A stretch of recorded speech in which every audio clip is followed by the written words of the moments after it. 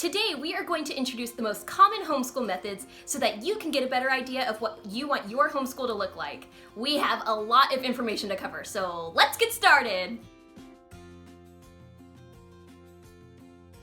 Welcome to Kids Learning for Life. That's Jenny. That's Stacey. And we're two homeschooling moms. We're here to help families teach kids the joy of learning. Because learning doesn't just happen during school, it happens throughout life. Welcome to part 2 in this How to Start Homeschooling series. If you haven't already, we recommend that you go back and watch part 1 in figuring out why you want to homeschool before learning more about the homeschooling methods. There are so many different ways to homeschool, and figuring out which method works best for you and your family is really important. You may find you connect with one of these methods, or maybe even several, and that's okay. If you know which methods you connect with most, it will help you better navigate the vast amount of information there is out there about homeschooling. Up first, the traditional method. This is the typical method used in schools translated into homeschool form. This method requires the use of textbooks, routine testing, lectures, and can be very teacher-directed. The curriculum is split up by subject and grade level, so if you have multiple children, they will each be doing a different textbook for each subject. This is a good option if you value structure and guidance, since the curriculum lesson plans are usually followed to a T. Scheduling for the traditional school method is typically scheduled around a school calendar year with summers off. You might be interested in the traditional method if you want your kids to remain on a traditional school schedule and stay on track with their peers in the regular school setting. Next, Charlotte Mason.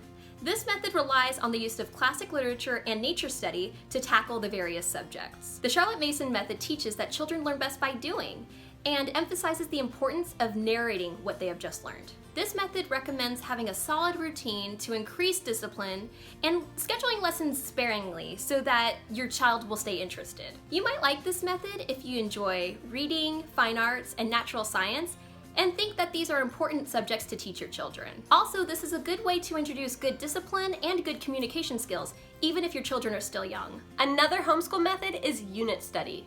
This method is student interest led and focuses on one topic at a deep level over multiple subject areas. This allows students to dive deep into a topic and gain mastery of it. One example of a unit study can be the topic of dinosaurs.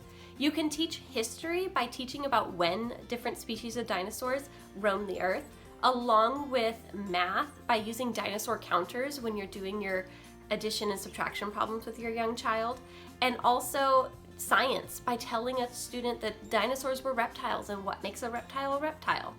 And lastly, English language arts by reading different books about dinosaurs and writing projects with dinosaur themes in mind. This method can be great for families who have multiple kids of multiple ages. You can teach all of your students one topic and then differentiate the assignments that you give your students to match their ability level. The classical method is based on this idea that children hit these different learning stages at different ages, with specific skills to be taught at specific ages. This method encourages families to make learning fun and focuses on literature and language, even recommending teaching Latin. This is because the classical method emphasizes a larger worldview and wants you to foster a sense of selflessness and virtue in children. You might enjoy the classical method if you want to foster a lifelong love of learning, while also holding your child to a high standard of learning. You might also enjoy it if you want to instill a deep appreciation for the arts and language, although all core subjects are considered highly important for a well-rounded education. Next is Montessori. The Montessori method encourages individuality in each student, allowing each student to seek out knowledge for themselves. In this method, it is likely that each student will have a different lesson plan based on their interests. It is highly encouraged to customize a child's lesson plan based on their individual needs and wants. Play is highly valued, and it's recommended to keep books,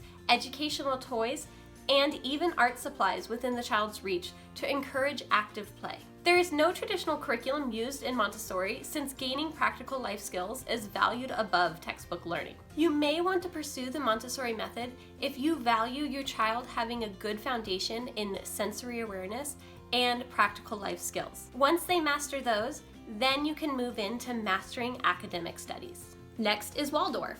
Waldorf is similar to Montessori in that it allows the child to take the lead in their learning and play, while also not incorporating textbooks at an early age. The key difference is that Waldorf emphasizes fantasy and imaginary play as opposed to concrete life skills. Imaginary play is highly encouraged and is seen as the way for children to develop and learn. In the Waldorf Method, the parent directs the learning and is there to instill harmony and spirituality. This method is great for families that are looking to instill a sense of creativity while also educating the mind, body, and spirit of the child. The last homeschooling method we will cover is unschooling. This method is the most free form of all of the homeschooling methods we have mentioned and is completely the opposite of the traditional method that we had mentioned earlier. Unschooling does not mean that a child is not learning. They are just more free to decide when and what to study. With unschooling, there is no set curriculum or standards to tell you when a child should learn a specific topic or subject. It is the parent's responsibility to help provide information, give resources, and provide opportunities to help encourage the child's learning. The main component of unschooling that makes it different than the other methods is that children are encouraged to learn when they are able and ready. There you have it, the most common homeschool methods. If I had to classify my own personal style, I'd say it was a combination of Charlotte Mason and classical because I really value and enjoy the arts. I'm also trying to incorporate some strong discipline and routines in my children's education. We've been reading classic literature this year a lot, and next year we're even going to be incorporating Latin, which I'm really excited about. What about you, Stacey? Well, I definitely think that I'm one of those homeschoolers that would identify as eclectic. I really like lots of different pieces of all the different homeschooling methods, and so I kind of take different pieces and put them into my own homeschool. If I had to narrow it down, I would say that I more closely relate to unit studies because I really enjoy being able to find one topic that really interests my kids and be able to incorporate all of the subjects into that topic. So, what homeschool methods are your favorites? Are you more of an eclectic homeschooler, or do you favor one style over the rest? Let us know in the comments below. If you like this video, be sure to like and subscribe to get more homeschooling content just like this. You can also find more resources in the description below on each of the homeschool methods that we have discussed, as well as our free How to Start Homeschooling Note Guide. You can find all of these resources at our website at kidslearningforlife.com. See you next time!